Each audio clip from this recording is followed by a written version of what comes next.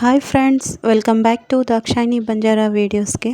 ಇವತ್ತಿನ ರೆಸಿಪಿ ಏನಪ್ಪ ಅಂದರೆ ಹೀರೆಕಾಯಿ ಬೇಳೆ. ಇದನ್ನು ಯಾವ ರೀತಿ ಮಾಡೋದಂಥೇಳಿ ನಿಮಗೂ ತಿಳಿಸ್ಕೊಡ್ತೀನಿ. ಈ ಹೀರೆಕಾಯಿ ಬೇಳೆ ಬಿಸಿ ಬಿಸಿ ಅನ್ನದ ಜೊತೆ ಅಂತೂ ತುಂಬಾ ಟೇಸ್ಟಿಯಾಗಿರುತ್ತೆ ಫ್ರೆಂಡ್ಸ್. ನೀವು ಒಂದ್ಸಲ ಈ ಥರ ಬೇಳೆನ ಟ್ರೈ ಮಾಡಿ ಫ್ರೆಂಡ್ಸ್. ನೋಡಿ, ಒಂದು ಬೌಲ್ ತೊಗೊಂಡಿದ್ದೀನಿ. ಅದರಲ್ಲಿ ಇವಾಗ ನಾನು ಬೇಳೆನ 1 ಕಪ್ಪು ತೊಗರಿಬೇಳೆ ಹಾಗೆ 1 ಕಪ್ಪು ಹೆಸರುಬೇಳೆನ ತೊಗೊಂಡಿದ್ದೀನಿ. ನೀವು ಬೇಕಾದರೆ ಇದರಲ್ಲಿ ಹೆಸರುಬೇಳೆ ಮತ್ತು ತೊಗರಿಬೇಳೆ ಒಂದೇ ಹಾಕ್ಕೊಳ್ಬೋದು. ನನ್ನ ಹತ್ರ ಮೈಸೂರು ಬೇಳೆನೇ ಇತ್ತು, ಹಾಗಾಗಿ ನಾನು ಹಾಕ್ಕೊಂಡಿದ್ದೀನಿ. ಎಲ್ಲನೂ ಚೆನ್ನಾಗಿ ಕ್ಲೀನಾಗಿ ತೊಳ್ಕೊಂಡಿದ್ದೀನಿ. ಕುಕ್ಕರಲ್ಲಿ ನೀರನ್ನು ಕಾಯ್ಲಿಕ್ಕೆ ಇಟ್ಕೊಂಡಿದ್ದೆ. ಕುಕ್ಕರಲ್ಲಿರೋ ನೀರು ಚೆನ್ನಾಗಿ ಕಾದ್ಮೇಲೆ ಆ ಬೇಳೆನ ನಾನು ಚೆನ್ನಾಗಿ ತೊಳೆದು ಹಾಕ್ಕೊಂಡಿದ್ದೀನಿ. ಹಾಕ್ಕೊಂಡ ನಂತರ ಇವಾಗ ನಾನು ಹೀರೆಕಾಯಿನ ಅದರ ಮೇಲಿನ ಸಿಪ್ಪೆನೆಲ್ಲ ತೆಗೆದು ಕ್ಲೀನಾಗಿ ತೊಳ್ಕೊಂಡಿದ್ದೀನಿ. ತೊಳೆದು ಕಟ್ ಮಾಡ್ಕೊಳ್ತಿದ್ದೀನಿ ನಾನು. ಇದನ್ನು ನಾವು ದೊಡ್ಡದಾಗೆ ಕಟ್ ಮಾಡಿ ಹಾಕ್ಕೊಳ್ಬೋದು, ಇಲ್ಲ ಈ ಥರ ಸಣ್ಣದಾಗಿ ಆದರೂ ಕಟ್ ಮಾಡ್ಕೊಳ್ಬೋದು. ಯಾಕಂದರೆ ನಾವು ಇದನ್ನು ಆಮೇಲೆ ಮಸಿತೀವಿ. ಬೇಕಂದರೆ ಮಸಿಬೋದು, ಬೇಡ ಅಂದರೆ ಬೇಡ. ಚೆನ್ನಾಗಿರುತ್ತೆ ಗಟ್ಟಿ ಪಪ್ಪು ಥರ.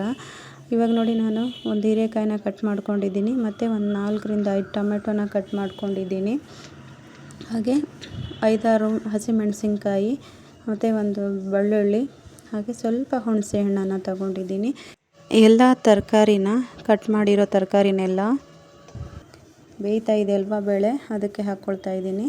ನೋಡಿ, ಎಲ್ಲನೂ ಹಾಕ್ಕೊಂಡ್ಮೇಲೆ ಇದಕ್ಕೆ ನಾನು ಸ್ವಲ್ಪ ಅರಿಶಿನ ಹಾಕ್ಕೊಂಡಿದ್ದೀನಿ.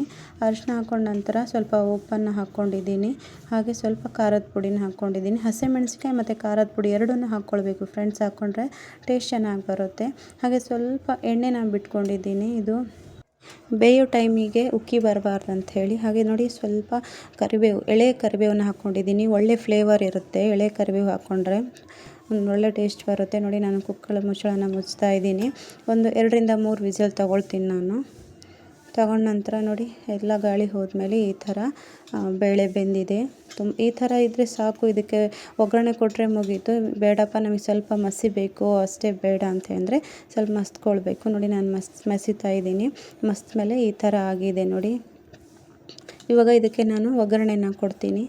ಜಜ್ಕೊಂಡಿರೋ ಬೆಳ್ಳುಳ್ಳಿ, ಒಣಮೆಣಸಿನ್ಕಾಯಿ, ಕರಿಬೇವು, ಸಾಸಿವೆ, ಜೀರಿಗೆ ಮತ್ತು ಇಂಗು, ಒಂದು ಈರುಳ್ಳಿನ ತೊಗೊಂಡಿದ್ದೀನಿ ನಾನು. ಇವಾಗ ಒಗ್ಗರಣೆನ ಕೊಡೋಣ. ನಾನು ಒಂದು ಪ್ಯಾನಲ್ಲಿ ಎಣ್ಣೆನ ಹಾಕ್ಕೊಳ್ತಾ ಇದ್ದೀನಿ. ಎಣ್ಣೆ ಬಿಸಿ ಆದಮೇಲೆ ಅದಕ್ಕೆ ನಾನು 1 ಸ್ಪೂನ್ ಸಾಸಿವೆನ ಹಾಕ್ಕೊಂಡಿದ್ದೀನಿ. ಸಾಸಿವೆ ಆದಮೇಲೆ ಜೀರಿಗೆನ ಹಾಕ್ಕೊಂಡು ಚಟಪಟ ಅಂದಮೇಲೆ ಅದಕ್ಕೆ ಜಜ್ಜಿರುವ ಬೆಳ್ಳುಳ್ಳಿನ ಹಾಕ್ಕೊಂಡಿದ್ದೀನಿ ಮತ್ತು ಒಂದು ಒಣಮೆಣಸಿನ್ಕಾಯಿನ ಹಾಕ್ಕೊಂಡಿದ್ದೀನಿ. ಒಣಮೆಣಸಿನ್ಕಾಯಿ ಆದಮೇಲೆ ಕರಿಬೇವನ್ನ ಹಾಕ್ಕೊಂಡು ಎಲ್ಲನೂ ಫ್ರೈ ಆದಮೇಲೆ ಅದಕ್ಕೆ ಸ್ವಲ್ಪ ಒಂದು ಈರುಳ್ಳಿನ ಕಟ್ ಮಾಡ್ಕೊಂಡಿದ್ನಲ್ಲ ಅದನ್ನು ಹಾಕ್ಕೊಂಡಿದ್ದೀನಿ. ಈರುಳ್ಳಿ ಕೂಡ ಚೆನ್ನಾಗಿ ಗೋಲ್ಡನ್ ಬ್ರೌನ್ ಆದಮೇಲೆ ಅದಕ್ಕೆ ನಾನು ಇಂಗನ್ನು ಹಾಕ್ಕೊಳ್ತಿದ್ದೀನಿ. ಇಂಗು ಆಪ್ಷನಲ್ ಫ್ರೆಂಡ್ಸ್, ಅದನ್ನು ಬೇಕಾದರೆ ಹಾಕ್ಕೊಳ್ಬೋದು. ಒಬ್ಬೊಬ್ಬರಿಗೆ ಅದರ ವಾಸನೆ ಅಂದರೂ ಆಗಲ್ಲ. ಹಾಕ್ಕೊಂಡ್ರೆ ತುಂಬ ಚೆನ್ನಾಗಿರುತ್ತೆ. ಸ್ಮೆಲ್ ಕೂಡ ಸೂಪರಾಗಿರುತ್ತೆ. ನೋಡಿ, ನಾನು ಇದನ್ನು ಒಗ್ಗರಣೆ ಮಾಡಿಕೊಂಡೆ ನಾನು ಬೇಳೆಗೆ. ತುಂಬಾ ಟೇಸ್ಟಿಯಾಗಿ ಬರುತ್ತೆ ಫ್ರೆಂಡ್ಸ್. ನೀವು ಈ ಟೈಮಲ್ಲಿ ಸ್ವಲ್ಪ ಉಪ್ಪು ಖಾರ ನೋಡ್ಕೊಳ್ಳಿ, ಉಪ್ಪು ನೋಡ್ಕೊಳ್ಳಿ. ತುಂಬ ಉಪ್ಪು ಕಡಿಮೆ ಇದ್ದರೆ ಹಾಕ್ಕೊಳ್ಬೋದು.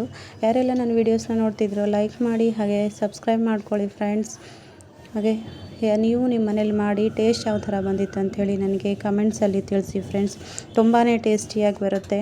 ಬಿಸಿ ಬಿಸಿ ಅನ್ನದ ಜೊತೆ ಅಂತೂ ತುಂಬಾ ರುಚಿಯಾಗಿರುತ್ತೆ ಫ್ರೆಂಡ್ಸ್. ದಿನ ಒಂದೇ ಬೇಳೆ ಮಾಡಿ ತಿಂದು ಬೇಜಾರಾಗಿರುತ್ತಲ್ವ. ಈ ಥರನೂ ಒಂದು ಸಲ ಮಾಡಿ ನೋಡಿ.